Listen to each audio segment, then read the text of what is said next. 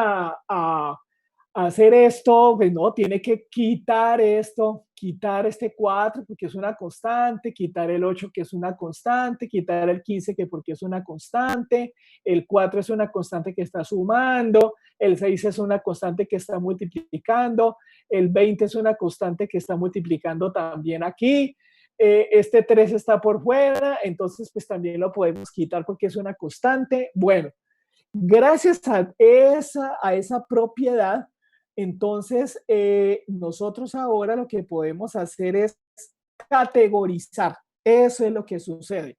Entonces, obviamente yo estoy yendo muy rápido porque ustedes ya vieron análisis de algoritmos y ya lo disfrutaron, ya disfrutaron análisis de algoritmos y perdonen el comentario, pero yo sé que esto es duro, yo sé, yo lo sé, sé perfectamente esto como es de bien complejo, pero ustedes ya pasaron por allí, entonces puedo ir un poquito más rápido.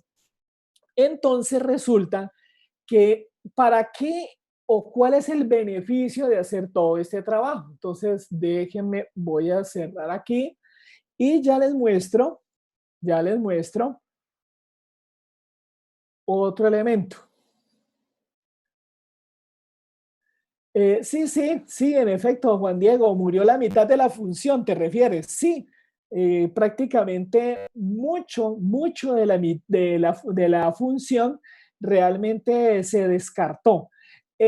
Si nosotros queremos ser muy precisos en cuanto al tiempo que se va a demorar un determinado algoritmo, sí es prudente dejar las constantes y dejar todo tal cual. De hecho, hay muchos análisis para los cuales se necesita ser tan específico, sí se necesita, pero en la mayoría de los análisis, ya cuando es, por ejemplo, un proyecto muy grande donde tenemos muchos módulos, entonces nosotros necesitamos es la generalidad y ya no, murió la mitad del salón. Ah, el curso de análisis, qué pecado. Bueno, eh, entonces resulta que esto tiene obviamente una intención, ¿sí? Claro que tiene una intención. Entonces miremos cuál es la intención de eso. Entonces déjenme un segundito, ya les muestro rápidamente cuál es la intención entonces de todo este cuento, ¿ya?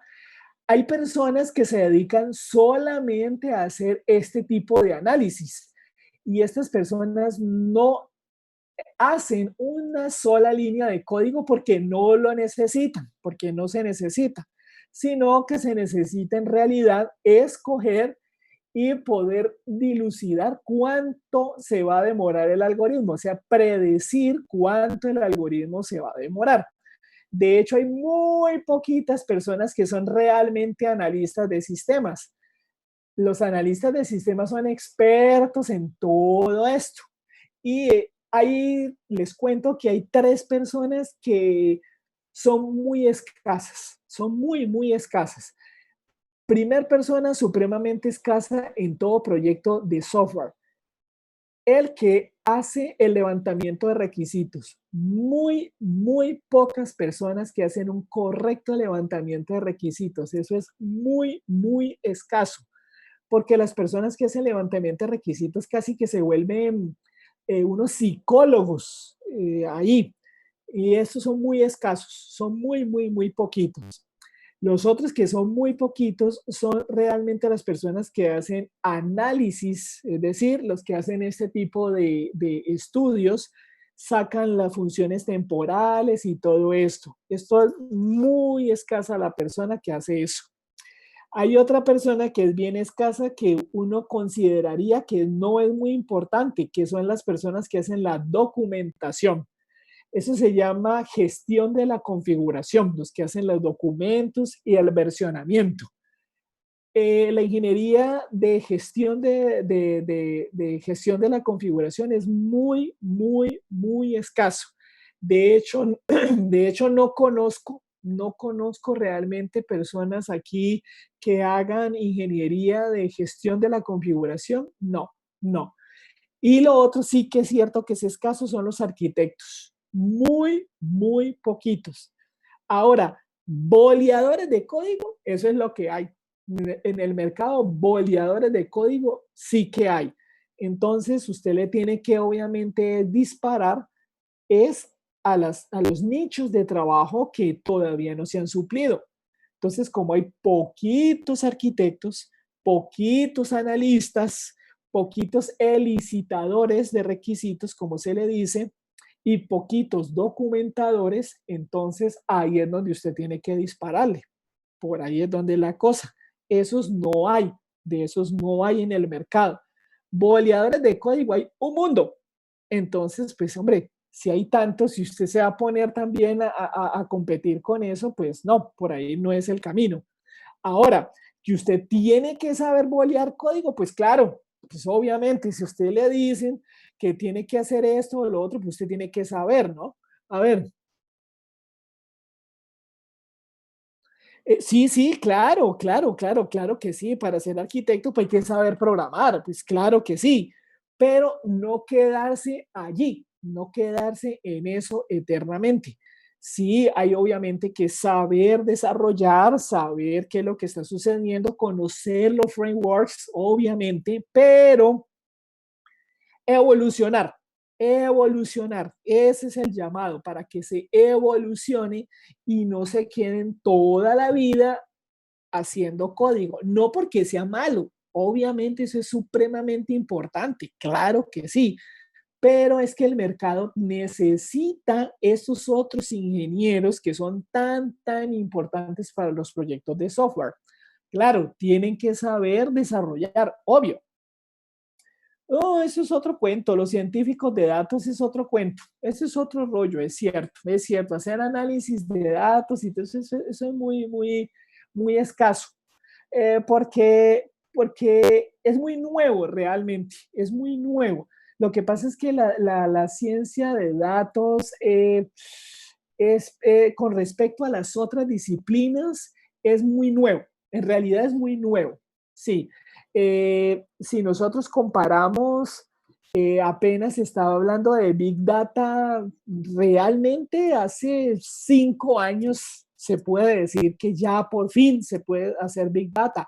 Antes era solamente un aspecto filosófico y se hablaba mucho de eso, pero no había todavía estructura para hacer este tipo de desarrollo.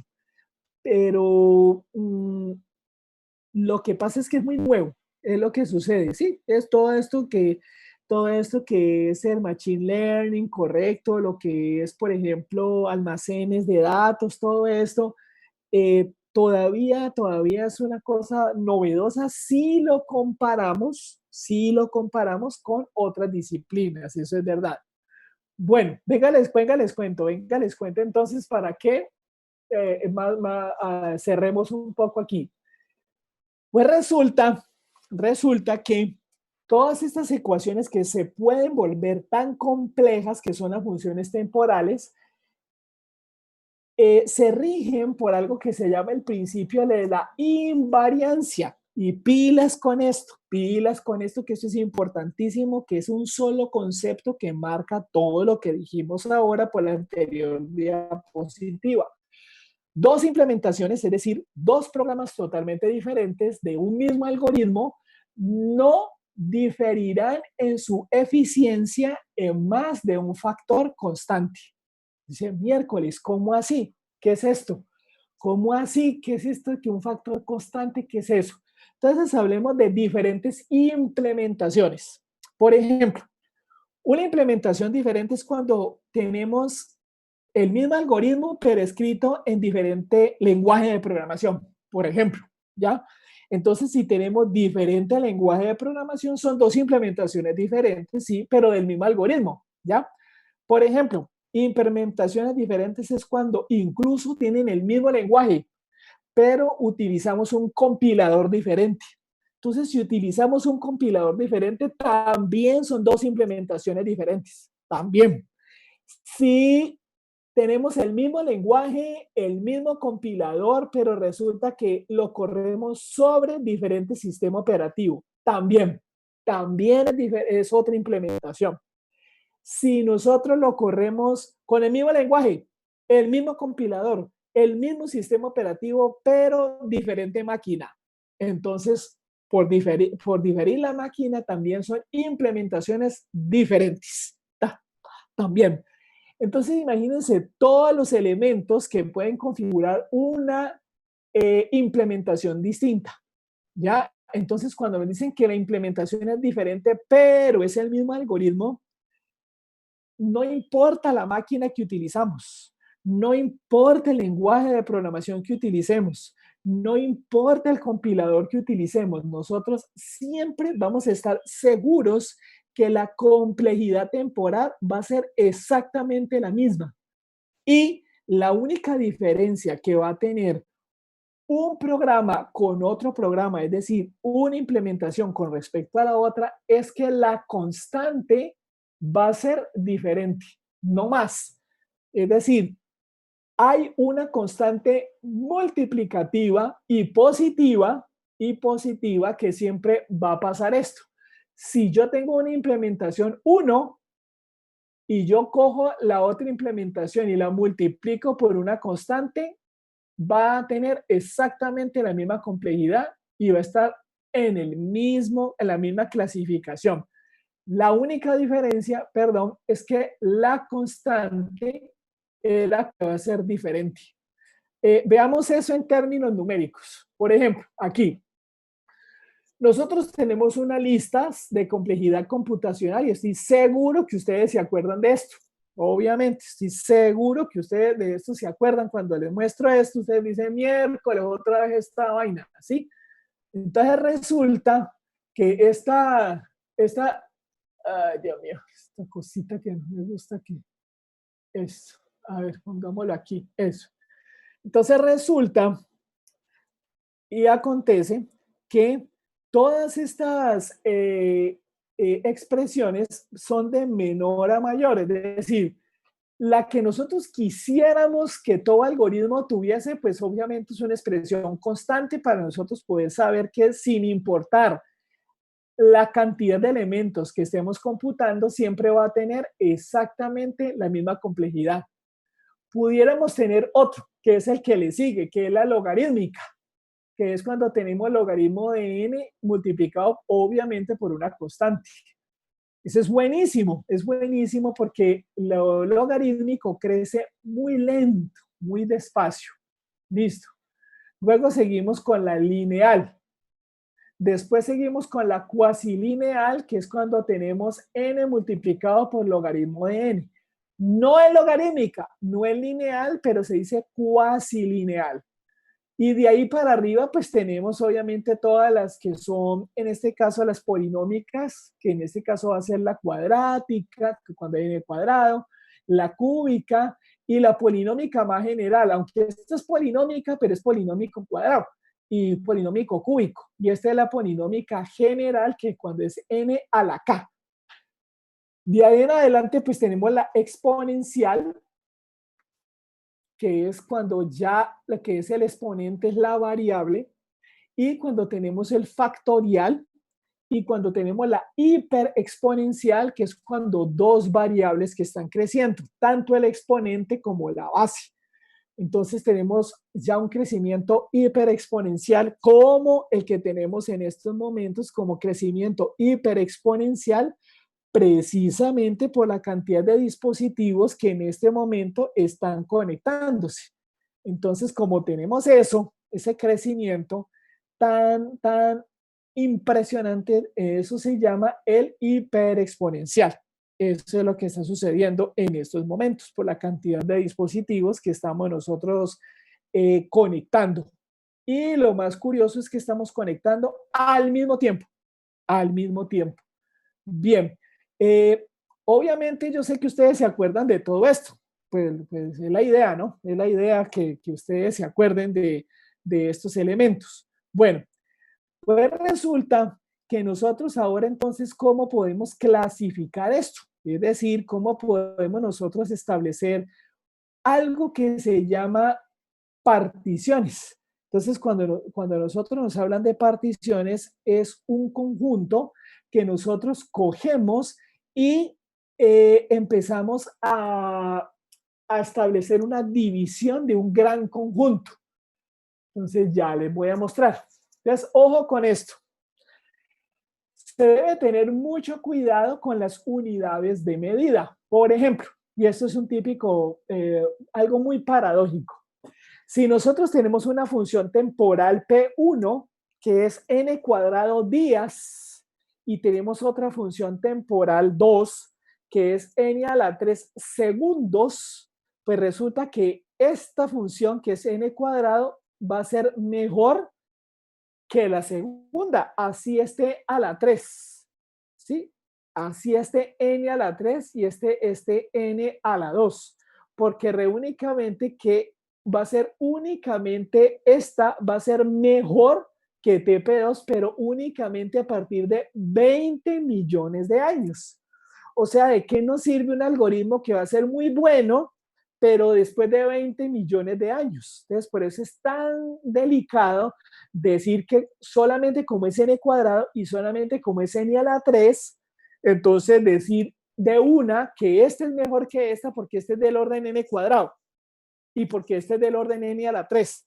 Y como este es cúbica con respecto a esto, entonces este es mejor siempre. No, porque decir n cuadrado días y n a la 3 segundos, esto es cierto que la primera es mejor que la segunda, pero únicamente después de 20 millones de años. Vuelvo y repito, ¿de qué nos sirve un algoritmo que sea bueno, pero con un número gigantesco que nunca vamos a tener?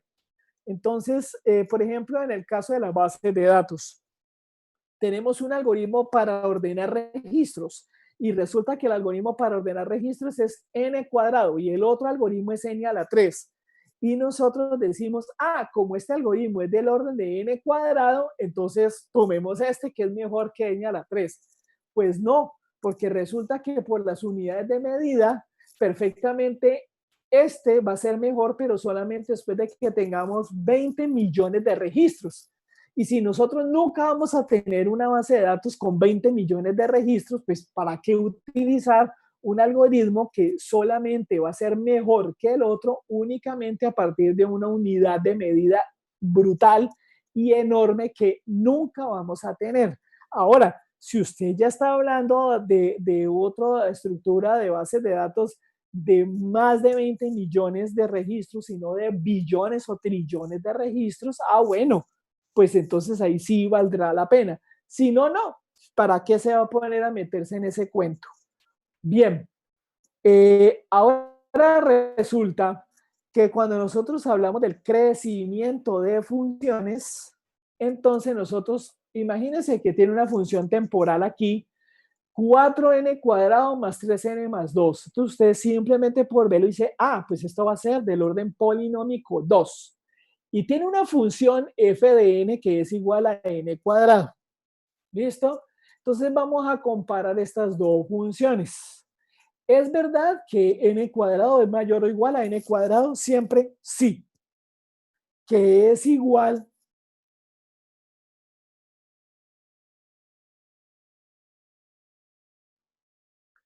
Es igual que n cuadrado. ¿Es mayor que n? Sí, claro. N cuadrado es mayor que n. Y con mayor razón, pues n cuadrado va a ser mayor a 1. Siempre sí, sí, eso es verdad. O sea que usted puede decir lo siguiente, que 4n cuadrado, que es esta función, usted la pone aquí. Y la compara por esta función, pero por n cuadrado. Entonces sería 4n cuadrado, 3n más 2, y aquí pone la misma función exactamente con las mismas constantes, pero todas multiplicadas por n cuadrado. Entonces usted puede decir que todo esto sumado, que en este caso nos da 9n cuadrado, va a ser mayor que esta función que tenemos aquí al lado derecho. Y ya hemos encontrado, perdón, una constante que en este caso va a ser 9, que siempre va a ser mayor que 4n cuadrado más 3 más 2. O sea que usted siempre va a poder decir, siempre va a poder decir que si usted tiene n cuadrado y lo multiplica por 9, siempre esta función n cuadrado multiplicado por 9 va a acotar superiormente a esta otra función que es la función temporal original. Eso graficado, ¿qué es lo que quiere decir? esto. Esto es lo que quiere decir gráficamente, que es la ley del umbral, que si existe una constante real y positiva y un entero, que es el umbral, a partir del cual, este es el umbral, a partir del cual esto es verdad. Es decir, si usted tiene la función temporal, siempre la función temporal va a ser menor, va a quedar por debajo que la función f de n que usted acabó de encontrar multiplicado por una constante. Esta constante que tiene aquí afuera, la constante C es 9, la que acabamos de encontrar. Y f de n, pues va a ser ¿qué? Va a ser n cuadrado. Y t de n, pues va a ser esta función. Esta es la función t de n. ¿Ya? Profe, ¿el punto de encuentro qué significa? Dime. ¿El punto de encuentro qué significa las dos funciones? Este es el umbral, es decir, este número a partir del cual esto va a ser verdad. Ah, Porque ya. antes esta función era más pequeña, pero después de ese punto que se llama el umbral, después del umbral, esto va a ser verdad. Ah, ya entendí. Sí. ¿Ya? Después, entonces, ¿qué es lo que nosotros decimos? Decimos que esta función t de n es del orden de f de n. ¿Por qué? Porque f de n multiplicada por c siempre va a estar por arriba a partir de un número. ¿Ya? Y claro que hay forma de determinar el umbral. Por ejemplo, aquí, si nosotros reemplazamos una n para n igual a 1, por ejemplo, y ponemos aquí, entonces, ¿cuál va a ser el umbral? ¿Cuál va a ser ese n a partir del cual siempre esta función va a ser mayor que esta? Eso se puede determinar, claro, si uno reemplaza aquí y uno dice, a ver, ¿qué pasó con los n positivos? Si n es 0, por ejemplo, 9 por 0 es mayor que esto o igual, sí, pero necesitamos que sea estrictamente mayor. Bueno, entonces hagámosle con 1. 9 por 1. Entonces, 9 como es n cuadrado va a ser 1. Entonces, 9 va a ser mayor a 1 al cuadrado, pues es 1, o sea, 4 por 1, más 3 por 1. Entonces, 4 por 1, más 3. Tenemos aquí 7. Y luego le vamos a sumar el 2, o sea que es igual, o sea que el 1 no funciona, pero el 2, o sea, aquí tenemos 9, el 2, entonces ahora sí la cosa funciona, porque si nosotros tenemos aquí 2 elevado al cuadrado, ya sería 4, y 4 por 9, ya siempre 4 por 9 es mayor que esto. Como 9 por 2 al cuadrado, que sería 4, es mayor siempre. Entonces, ¿cuál es el umbral? Pues 2. N igual a 0 no sirvió. N igual a 1 tampoco, pero N igual a 2 sí. O sea que el umbral es aquí, el natural es exactamente igual a partir de 2. Esto es verdad para estas funciones que tenemos aquí. ¿Ya? El 2 es el umbral en este caso, el 2. ¿Listo? Bien. Ahora, luego de aquí, entonces nosotros decimos, bueno, pero imagínense decir toda esta chorrera de palabras, nosotros sería bueno nosotros generalizar esto, generalizar este concepto de ser del orden de, generalizarlo. Bien, ¿cómo lo generalizamos? Eso es O grande, nada más ni nada menos. O sea que si nosotros tenemos varias implementaciones o varios algoritmos, por ejemplo, aquí tenemos T3, tenemos T2 y tenemos T1. Entonces, aquí tenemos una lista de algoritmos que tienen T1, T2, T3 y cada uno tiene su umbral. Mírenlo, aquí está umbral 1, umbral 2, umbral 3, cada uno. Pero todo este conjunto siempre es menor que la función f de n. Entonces eso quiere decir que todos estos algoritmos, caramba, quiere decir que todos estos algoritmos están acotados superiormente por esta función f de n. ¿Qué es lo que quiere decir? Quiere decir que estos que tenemos aquí pertenecen al conjunto de las funciones que son acotadas por esto, que sería en este caso x al cuadrado, bueno, en este caso n al cuadrado, para este caso. Entonces sería todo el conjunto de funciones temporales que están acotadas por este, ¿ya? Entonces lo representamos de esta manera. Decimos O grande de f de n, en este caso, si queremos particularizarlo, sería n cuadrado, van a ser todas las funciones temporales que reciben un natural y devuelven un real mayor o igual a cero, porque tiene que ser mayor o igual a cero, porque si estamos hablando de tiempo, nos tiene que dar un positivo, porque si real puede ser menor a cero, eso quiere decir entonces que hemos encontrado un algoritmo que se devuelve en el tiempo, porque resulta que si da números negativos, entonces pues eso es absurdo. Bueno, pues a no ser que se encuentre pues la máquina del tiempo, entonces resulta que aquí el tiempo es negativo. Bueno, pero ese no es el caso que estamos estudiando. Tiene que existir entonces una constante, que es esta constante que tenemos aquí, que ahorita nos dio 9, ¿se acuerdan? Ahorita nos dio 9, esta constante 9, véala, aquí está, esta es la constante 9, ¿ya? Entonces, y tiene que ser real positiva también esa constante. Y para todo, ¿sí? Para todo n, con algunas excepciones, eso es lo que quiere decir esto aquí, para todos los n's con algunas excepciones que pertenezcan a los naturales. ¿Cuáles son las excepciones? Pues las excepciones del umbral. Es decir, estas son las excepciones y estas son las otras excepciones. ¿Qué es lo que tiene que pasar? Pues que t de n sea menor, o sea, quede por debajo de la función multiplicada por la constante. ¿Ya? Entonces, ¿qué fue lo que sucedió? Déjenme entonces, cierro aquí. ¿Hay preguntas para que hagamos un dibujito? ¿Hay alguna pregunta?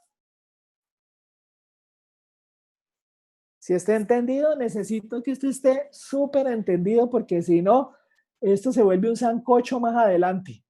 Bien. ¿Hay preguntas o todos están entendiendo correctamente? Porque, por favor, sin ninguna, por interno, si tienen algún problemita, no se preocupen. Yo digo que voy a tomar agua y entonces por interno solucionamos la dificultad, pero que tiene que estar claro porque si no, esto se le forma un sancocho más adelante. Todavía falta cuento y necesito que esto esté súper claro para la tarea que les voy a dejar como trabajo final. Recuerden, necesitamos que esto esté súper. Bueno, listo. Conste, conste pues. Entonces, si nos vamos a hacer un dibujito, denme un momentico, cierro aquí. Aquí, espérate, dejo de compartir, eso, denme un segundito. Y voy a hacer entonces un dibujito, un segundito. Digo aquí que necesito entonces la pizarra. Listo. Entonces tenemos aquí la pizarra. Voy a aumentar un poquitico aquí, vamos a ver.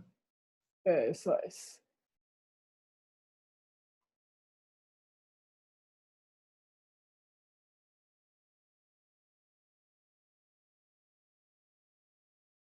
Bien, entonces resulta que nosotros ahorita ay caramba, ¿qué es lo que? Listo.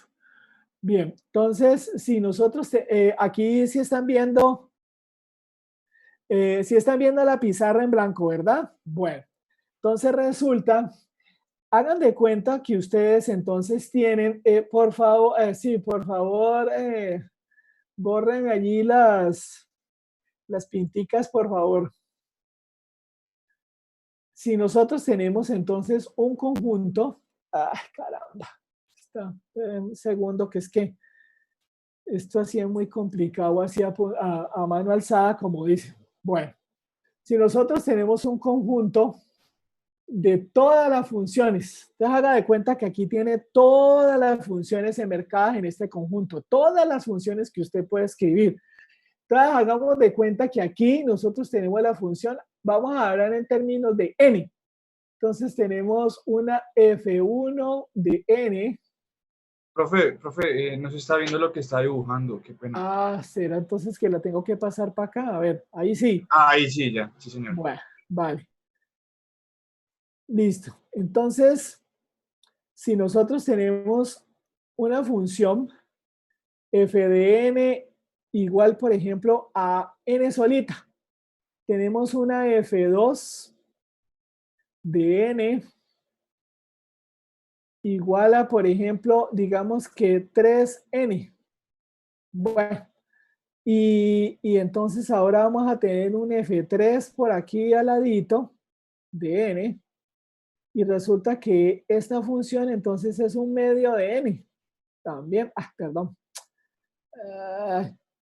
un medio de n, por ejemplo, ¿ya?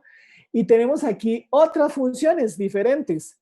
Un f4, por ejemplo, acá, que de n, que va a ser igual a x, no, ¿cuál x? N al cuadrado. Entonces aquí tenemos que n al cuadrado, f5. Ahora tenemos otra función y resulta que esta función es 4n cuadrado más 2n más 5, por ejemplo, ¿ya? Y así en adelante no voy a colocarlas con F5 y F6, sino simplemente la función directamente para ir un poquito más rápido. Entonces aquí supongan que tenemos n a la 3 más n más un medio. Voy a escribirlas así más directamente para que vayamos un poquito más rápido. Y aquí tenemos 4n a la 3 más 2n al cuadrado, por ejemplo. Y aquí vamos a colocar, por ejemplo, la función n por logaritmo base 3.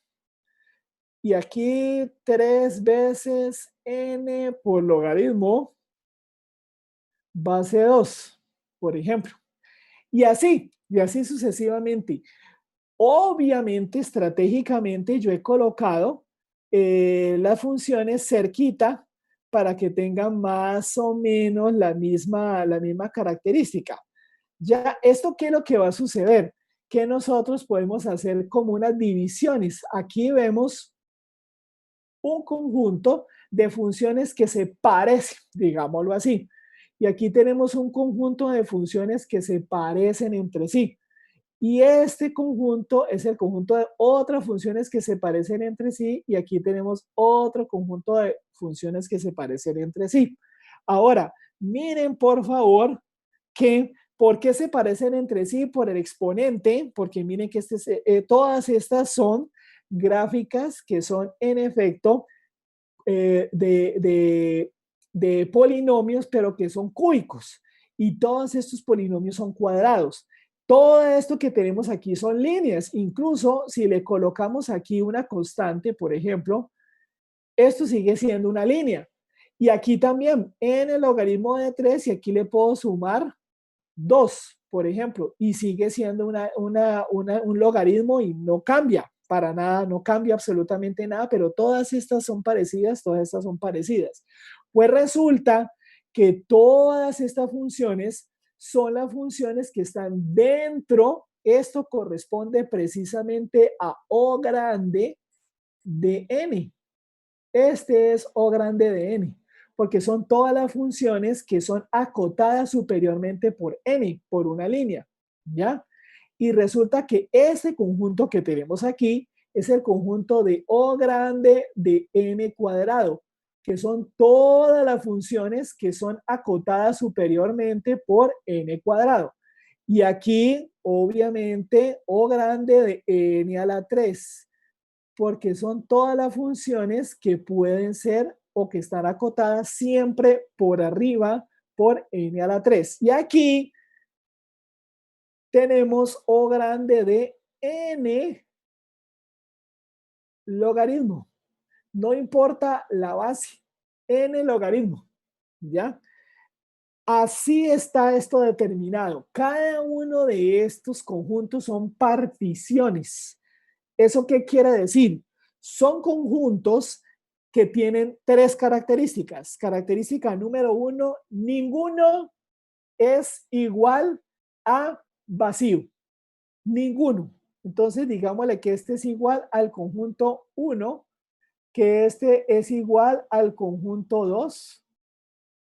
Digamos que este es el conjunto 3 y que este por ahora es el conjunto 4. Obviamente hay infinidad de conjuntos, hay infinitos conjuntos, ¿ya? Todos estos infinitos conjuntos. Pues resulta que ninguno, ¿sí? Para ninguno, para todo y el conjunto iésimo es diferente de vacío. Siempre. Esta es la característica número uno de las particiones. Por eso esto que tenemos aquí es una partición.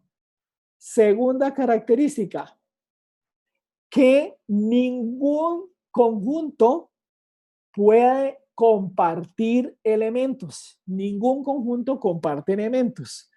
Entonces, si nosotros decimos que para todo y que sea diferente de J, si es diferente de J, entonces la intersección de dos conjuntos I y J diferente tienen que ser igual a vacío. ¿Esto qué es lo que quiere decir? Que no comparte ni un solo elemento. No lo comparte. Y tercera y última característica. Tercera y última característica. Si nosotros unimos todos los conjuntos desde I igual a 1 hasta el infinito, voy a colocarlo aquí así, hasta el infinito de todos los C sub I,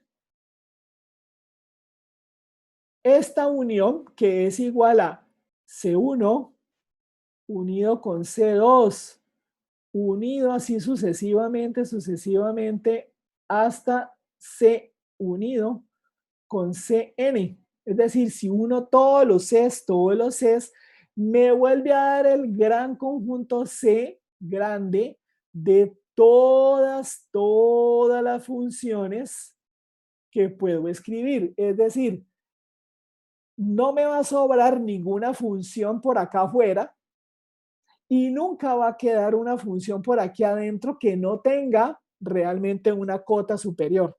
¿Ya? No va a existir. No puede existir eso. ¿Ya? Estas son las tres características. Bien.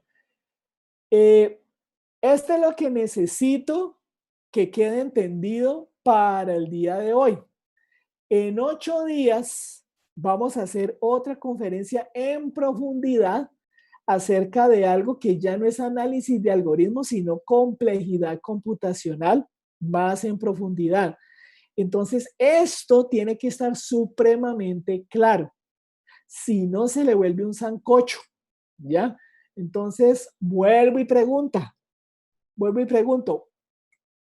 ¿hay alguna duda? ¿Hay algún detallito? Por favor, pregunte.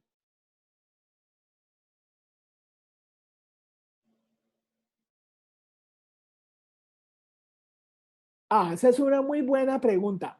Sí, n cuadrado también va a ser cota superior de todo conjunto n. Sí, eso es verdad y de hecho está por arriba, pero siempre se prefiere el n más pequeño o la función más pequeña que sea cota superior. Siempre se prefiere la más pequeña. Por ejemplo, ¿recuerdan cuando nosotros estábamos clasificando las gramáticas que habían gramáticas tipo 0, tipo 1, tipo 2, tipo 3? Pues todas las gramáticas, sí, si vamos a hacer eso, todas las gramáticas son tipo 0. Son las gramáticas sin restricciones, ¿se acuerdan? Pero nosotros siempre elegimos es la clasificación dentro del conjunto más pequeño posible. Entonces, cuando hablamos aquí de las cotas superiores, siempre elegimos la función más pequeña posible que sea cota superior, ¿ya? Siempre.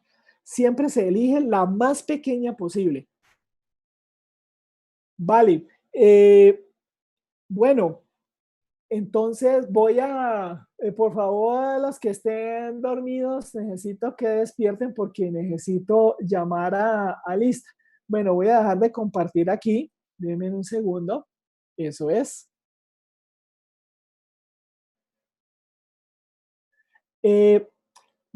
Por favor, no falten dentro de 8 días para que discutamos algo supremamente interesante que muy seguramente no.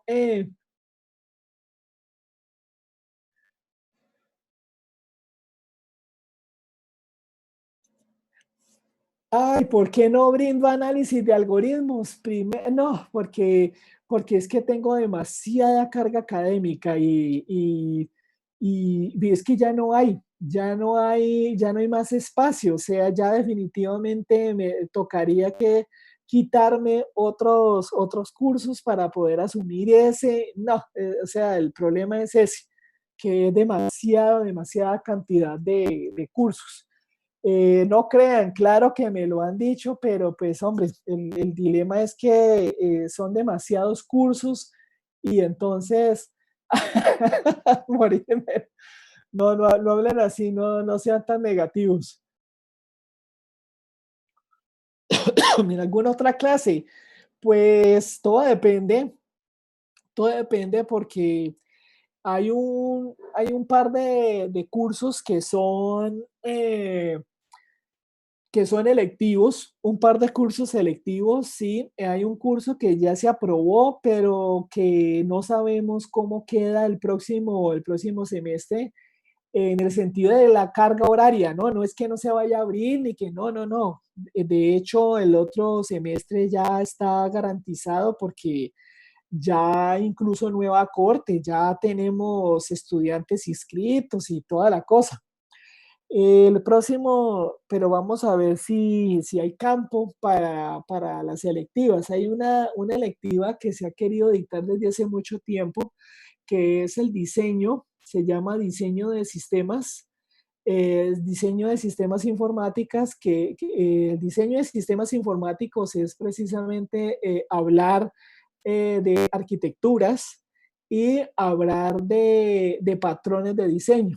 Es decir, un curso solamente hablar de arquitectura y solamente de patrones de diseño.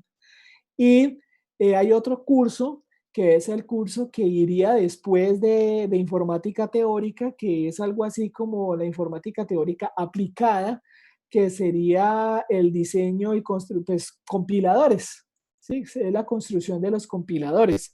Es decir, cuando uno ya diseña el lenguaje de programación y quiere desarrollar el compilador, entonces, ¿cómo son los pasos? Pero para diseñar el compilador. Eh, esa es la otra lectiva, pero pues vamos a ver. Lo que pasa es que hay muchas cosas y lo que necesitamos es que contraten más profesores porque estamos llenos de mucho trabajo y desde hace mucho tiempo no hay convocatoria de nuevos profesores. Bueno, aquí estoy abriendo, denme un segundito, estoy abriendo la lista. Aquí, denme un segundo, aquí está.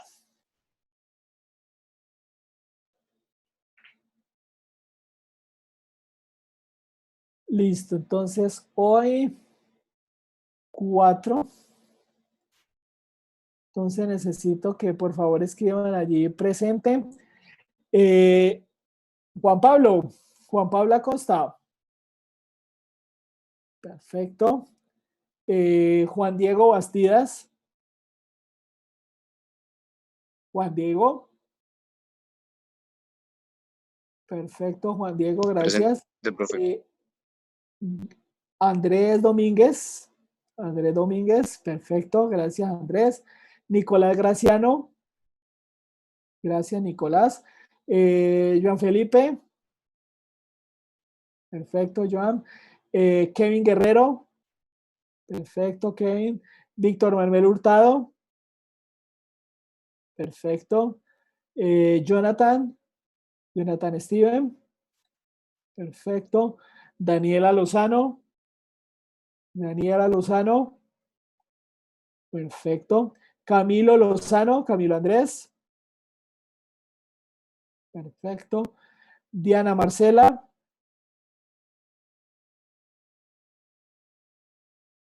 Diana. Diana Marcela. Diana Marcela, las dos. Diana Marcela, las tres. Bien. Karen Andrea. Karen Andrea Navas. Perfecto.